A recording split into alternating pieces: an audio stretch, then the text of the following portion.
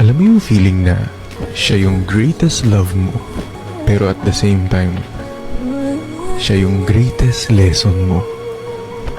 Yung minsan mong tinuring na mahal mo,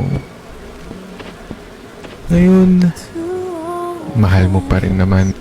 Hindi na pwedeng kausapin, hindi na pwede pang lapitan.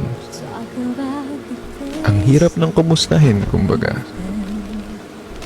Pero marami siyang naturo sa'yo.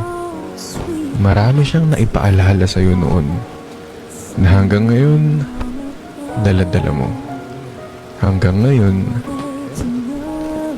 parte ng buhay mo.